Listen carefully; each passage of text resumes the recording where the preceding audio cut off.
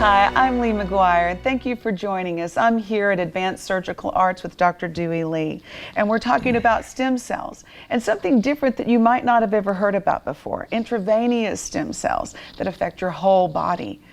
Can you tell us a little bit about that? I'm excited to hear more.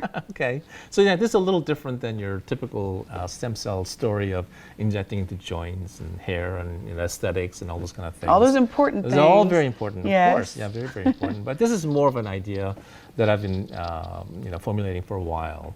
The actual real use of stem cells for so many people. And right now we're using it all for treating illnesses, right? Of various different types, or for aesthetic reasons to help growing hair and all those kind of things, which is great. But for me, I think stem cells really have the greatest impact as a preventive measure.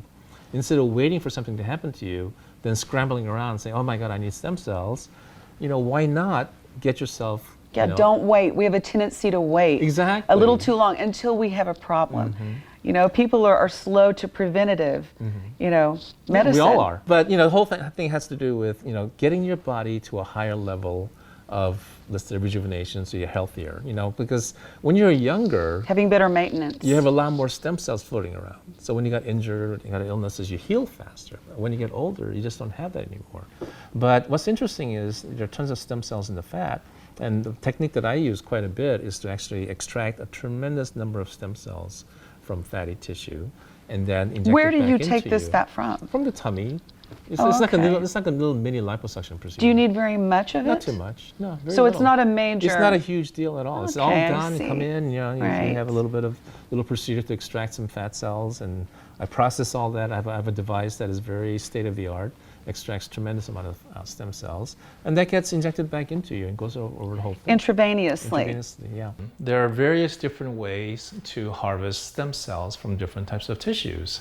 So I came across this device, and I think it's one of the most advanced systems out there in terms of being able to extract the greatest number, or certainly maximize the harvest of the stem cells. So this is actually sort of a one system built into one. It has an incubator device to spin the cells, and there's a whole automated process that goes through to maximize harvesting the stem cells. If you need something in your joints or other things, that can be done as well. So it really has So you do that as well? Yeah, I do all that stuff. So you can directly go in.